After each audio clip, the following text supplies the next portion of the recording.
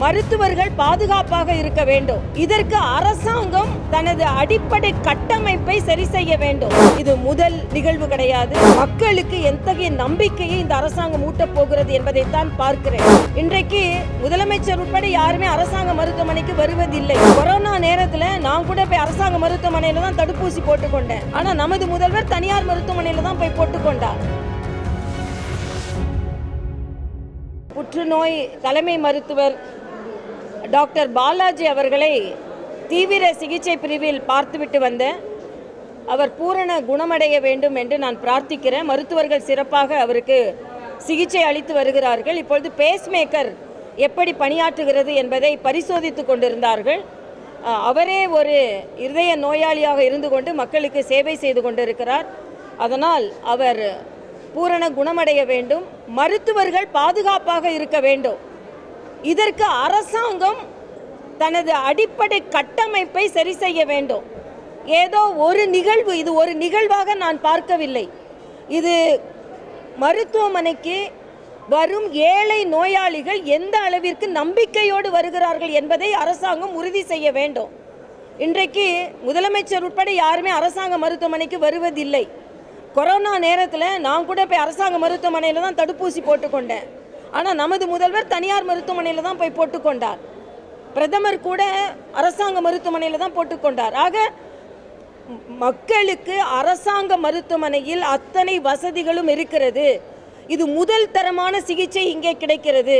எங்கோ வெளியில் முடியல, அதனால தான் நாங்கள் இங்கே வரோம்ன்ற எண்ணத்தில் மக்கள் இல்லாமல் நான் அடிக்கடி சொல்வேன், government hospitals R the last hope for the poor patients. ஆக அப்படி இருக்கும் பொழுது அவர்களுக்கு ஒரு நம்பிக்கையை ஏற்படுத்தும் அளவிற்கு அரசாங்கம் செயல்பட வேண்டும்.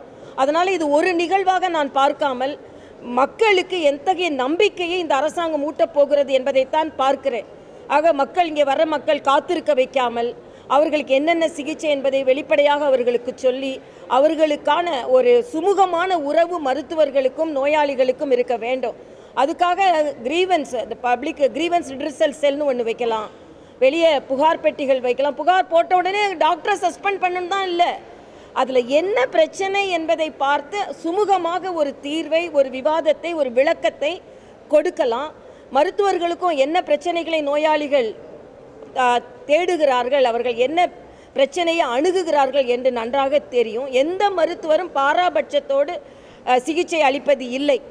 ஆனால் சில நேரங்களில் சில பிரச்சனைகள் வரும்பொழுது அது தாக்குதல் அளவிற்கு போகக்கூடாது என்பது தான் எனது கருத்தாக இருக்கிறது. மருத்துவர்கள் அத்தனை பேர், இது தமிழ்நாட்டில் இது முதல் நிகழ்வு கிடையாது.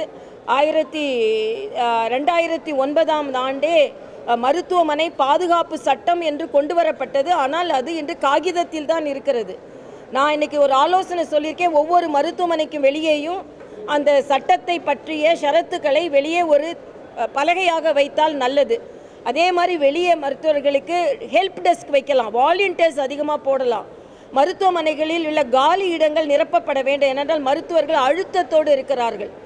ஆக இது ஒரு நிகழ்வாக பார்க்காமல் மக்களுக்கு எந்த அளவிற்கு அரசாங்க மருத்துவமனைகள் கூடுதலாக சிறப்பாக சேவை செய்ய வேண்டும், மருத்துவர்கள் எந்த அளவிற்கு பாதுகாப்பாக இருக்க வேண்டும் என்பதையும் நாம் கண்காணிக்க வேண்டும் என்பது எனது கருத்தாக இருக்கிறது. ஒரு நிகழ்வு நடந்த பின்பு அரசாங்கம் முயற்சிகளை எடுக்கிறது. இன்னைக்கு காவல்துறை, நேற்றே நான் சொல்லியிருந்தேன், ஒவ்வொரு மருத்துவமனைக்குள்ளேயும் காவல் டெஸ்க் இருக்கணும்னு. இன்னைக்கு காவல் பூத் இருக்கும், 10 காவலர்கள் அதில் இருப்பார்கள் என்று சொல்லியிருக்கிறார்கள். அது மட்டுமே தீர்வு கிடையாது.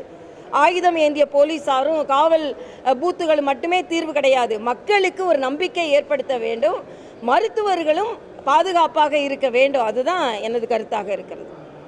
இதுபோன்ற செய்திகளை மேலும் தெரிந்து கொள்ள எங்களது யூடியூப், ஃபேஸ்புக் மற்றும் ட்விட்டர் ஆப்களை சப்ஸ்கிரைப் செய்யவும்.